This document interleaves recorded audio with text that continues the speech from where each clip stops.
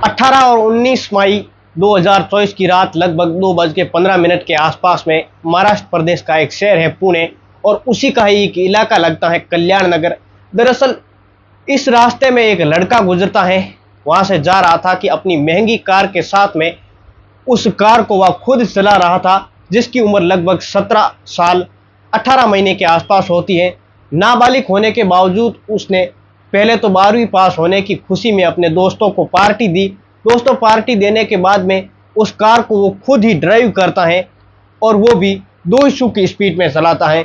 सामने से एक बाइक से वह टकरा जाता है और बाइक सवार एक लड़का और एक लड़की दोनों की उसी समय मौत हो जाती है। इसके बाद में मामला अदालत में पहुंचता है। पहुंचते ही उस लड़के से 300 शब्दों का एक निबंध लिखवाया जाता है और कह दिया जाता है कि तुम अब यहाँ से चले जाओ। जब दोस्तों ये बात सोशल मीडिया के माध्यम से सारी की सारी वायरल होती है, हजारों नहीं, लाखों नहीं, करोड़ों लोगों तक ये बात पहुंचती है, तब एक पूरे देश के अंदर ये बहस छिड़ जाती है कि आखिरकार उस लड़के ने इतना बड़ा अपराध किया, 2 लोगों को मौत के घाट उतार दिया और वो 2 लोग जिनकी वजह से उनके पूरे परिवार का पालन पोषण होता था, परिवार की सारी जिम्मेदारियां वही 2 उठाते थे।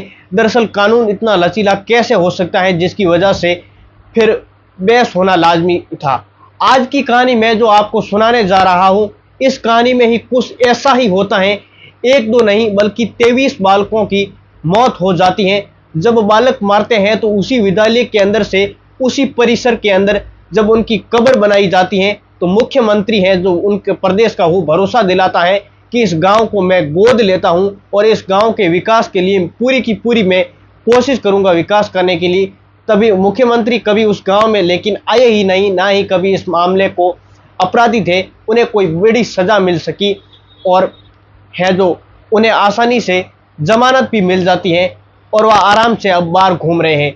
जबकि वो तारीख आती है जिस दिन उन बालकों की मौत हुई थी, तो उस गांव में ना केवल कोई चूल्हा जलता है, ना ही कोई व्यक्ति है जो हंसता है, बल्कि सबकी आंखें हैं, उनके अंदर आंसू होते हैं। इस कहानी को सुनने के बाद में शायद आप लोग यही सोचने पर मजबूर हो जाएंगे। नमस्कार दोस्तों, आज की जो सच्ची घटना मैं आपको सुनाने जा रहा हूं, यह सच्ची घटना है बिहार प्रदेश का एक जिला है सारण और इसी का ही एक थाना लगता है।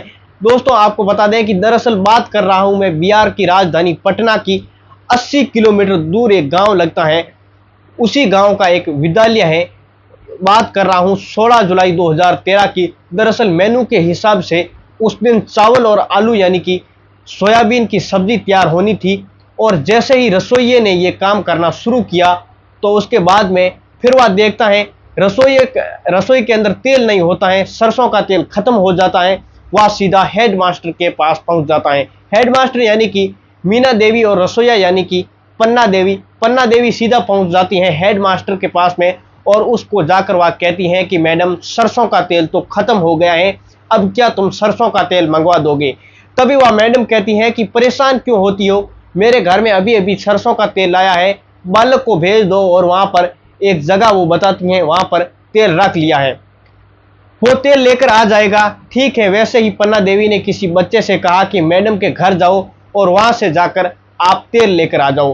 दोस्तों जैसे ही वह जगह बताई गई थी, बच्चे को भेजा जाता है और वहां से तेल उठाकर वो लेकर आ ही जाता है। उसके बाद में फिर सबसे पहले सोयाबीन की सिकाई होनी थी, उसको तलना था। इसके लिए जब कढ़ाई है, जो कढ़ाई में तेल डाला जाता है, तो तेल डालने के बाद में पूरी कढ़ाई है जो झाग से भर जाती है। इसके बाद में मैडम दौड़ती हुई यानी कि रसोईया दौड़ता हुआ यानी कि उस हेड मास्टर के पास पहुंच जाती हैं और कहती हैं कि मैडम वो तेल आपने मंगवाया है, उस तेल को कढ़ाई में डालने के बाद में पूरी कढ़ाई में झाग उत्पन्न हो रहे हैं, ऐसी कोई दिक्कत तो नहीं है, कोई परेशानी तो नहीं है।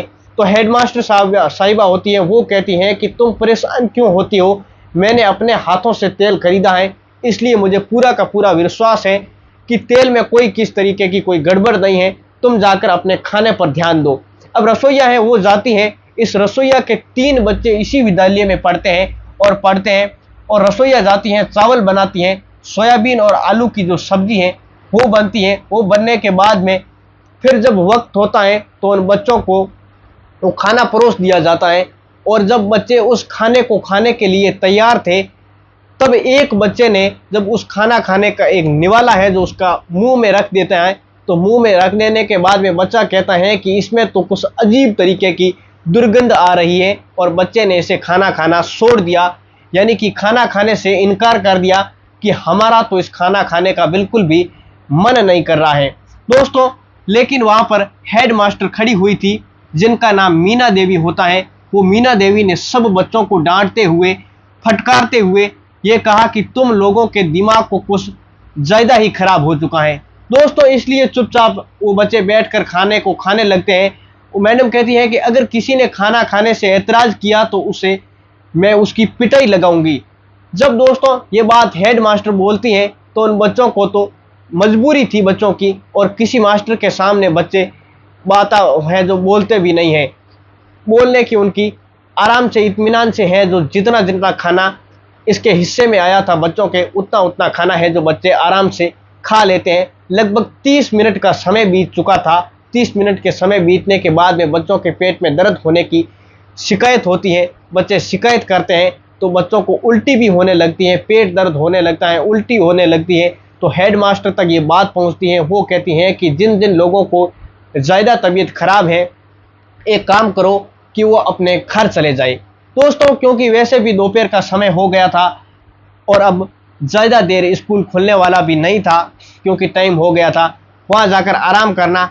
मैडम ने कुछ अपनी जिम्मेदारियां ना निभा कर उन्हें बच्चों को कुछ इस तरीके से बोल दिया कि बच्चे 2 4 5 बालक हैं तो अपने घर चले जाते हैं, बाकी बच्चे विद्यालय के अंदर ही रुक जाते हैं दोस्तों। दरअसल इस विद्यालय के अंदर लगभग 89 बालकों का रजिस्ट्रेशन होता है, और वह ये बच्चे तो कुछ चले जाते हैं, कुछ बच्चे यहीं स्कूल के अंदर रह जाते हैं, और उनके पेट हैं जो लगातार खराब होना शुरू हो जाता है। बच्चों को उल्टियाँ होनी और भी बच्चों को शुरू हो जाती हैं। लगभग 5 बच्चे अपने घर गए हुए थे। कुछ देर बाद में ये खबर आती है कि पाँचों के पाँचों बच्चों की मौत हो चुकी है। और दोस्तों अब 5 बच्चों की मरने की जैसे ही खबर आती है विद्यालय में आती हैं, तो 3 बच्चे हैं जो विद्यालय के अंदर और मरने की खबर आती है, यानी कि महज आधे व पौने घंटे के अंदर अंदर खाना खाने से बच्चों की उल्टियाँ शुरू हो जाती हैं और फिर मौत हो जाती है। आधा घंटा और ही बीता हुआ था कि 8 बच्चे और मर जाते हैं दोस्तों। जैसे ही 8 बच्चे मरने की खबर फैलती है तो पूरे गांव के अंदर ये खबर आग की तरह फैल जाती है। ना केवल गांव के अंदर ये खबर फैलती है, पूरे इलाके के अंदर भी ये खबर फैल जाती है, और धीरे धीरे करके वक्त जैसे आगे बढ़ रहा था वैसे वैसे बच्चों के मरने की संख्या लगातार बढ़ती जा रही है।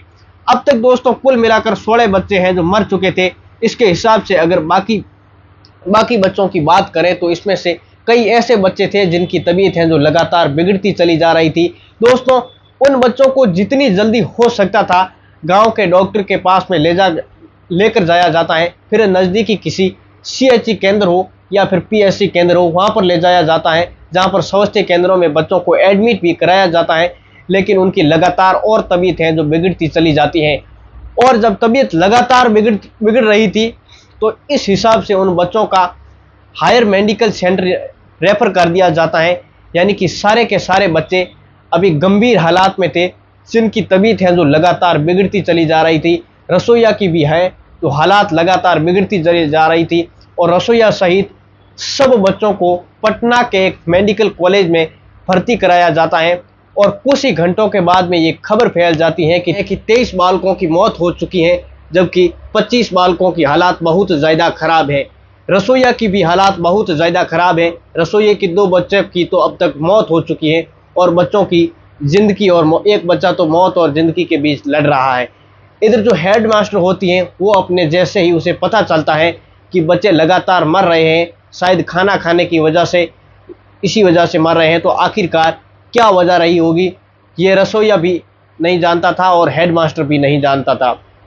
अपने पत्नी अर्जुन राय से कहती हैं कि जितनी जल्दी हो सके यहाँ से भाग लिया जाए, तो गांव के लोग हैं जो सब कुछ हैं जो वो बहुत गुस्से में हैं, हमारी हालात ख़राब कर देंगे। तभी एक बालक होता है आशीष, और उसके पिताजी होते हैं वो आखिरकार, क्योंकि आशीष है तो वो जो उसके पिताजी का अकेला लड़का था वो भी मर चुका था इससे खाना खाने के बाद में, तो वो सीधा थाना जाते हैं। थाना जाकर FIR दर्ज कराते हैं, और FIR में नाम लिखवाते हैं मीना देवी जो कि हेडमास्टर होती हैं, साथ ही उनके पति अर्जुन राय हैं, उनके खिलाफ में मुकदमा दर्ज कराया जाता है। दोस्तों आपको बता दें कि ये मामला ना केवल उस ज़िले में फैला बल्कि पूरे प्रदेश में फैल जाता है और पूरे देश में मीडिया में ये मामला है जो बहुत तेज़ी के साथ में हाईलाइट होने लगता है।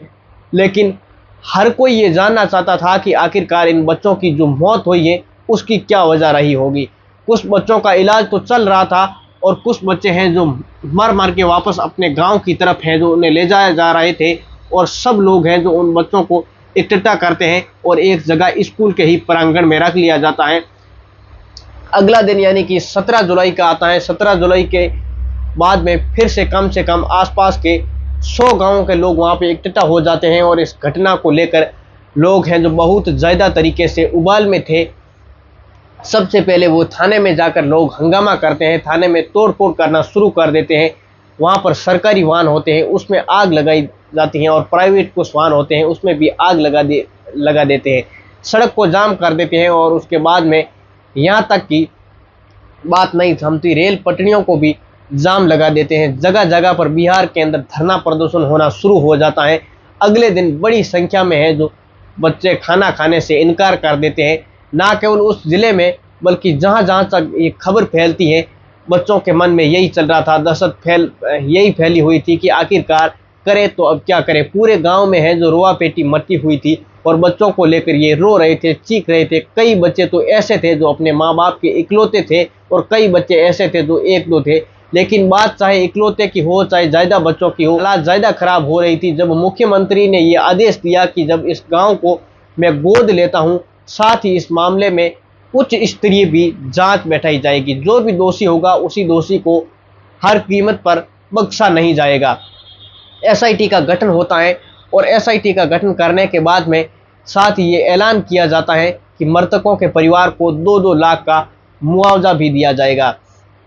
दोस्तों साथ ही इनका इलाज है तो उनका इलाज निःशुल्क कराया जाएगा, यानी कि मुख्यमंत्री साहब कहते हैं कि आपका फ्री किया जाएगा। जल्दबाजी में ये घोषणा तो कर दी लेकिन इस बात को बताते हैं कई साल बीत चुके हैं, लेकिन कई साल बीतने के बाद भी ऐसा मीडिया रिपोर्ट कहती है कि मुख्यमंत्री कभी भी इस गांव के अंदर गए ही नहीं है, कभी भी जाकर इस गांव को देखने की कोशिश नहीं की और शायद विकास के मामले में भी ये गांव बहुत पिछड़ा हुआ है, ज़्यादा कोई अभी तक बदलाव भी नहीं हुआ है। जब एसआईटी ने इस पूरे के पूरे मामले की पड़ताल की तो जांच पड़ताल करने के बाद में ये पता चलता है कि रसोइया ने ये बात बताई थी कि सरसों का तेल ख़त्म हो चुका है और ये बात मीना देवी तक पहुंचती है तो मीना देवी कहती हैं कि घर पर तेल रखा हुआ है। दरअसल वह बालक है जो गलती से तेल ना लाकर कीटनाशक पदार्थ है वो ले आता है और कीटनाशक पदार्थ बिल्कुल ऐसा ही था जैसा कि कोई सरसों का तेल होता है। और रसोइया ने इस बात का एहसास कराया था प्रिंसिपल को, प्रधान अध्यापका को, कि मामले की गंभीरता से उसने नहीं लिया बल्कि रसोइया को पहले से इग्नोर कर दिया। बाकी बच्चे तो बाद में खाना खाने से इनकार कर देते थे और उन बच्चों को डरा धमका कर खाना ही खिलाया गया था कि तुम्हें खाना खाना ही होगा, किसी ने खाना खाने से इनकार किया तो उसकी पिटाई होगी। बच्चों ने मजबूरी में ये खाना खाया था और उसके बाद में जब एसआईटी की जांच होती है तो एसआईटी की जांच के बाद में ये महिला को 2-3 दिन के बाद में यानी कि 23 जुलाई को गिरफ्तार कर लिया जाता है, यानी कि प्रिंसिपल को, साथ ही उस महिला यानी कि शिक्षिका है उसके पति को भी गिरफ्तार कर लिया जाता है।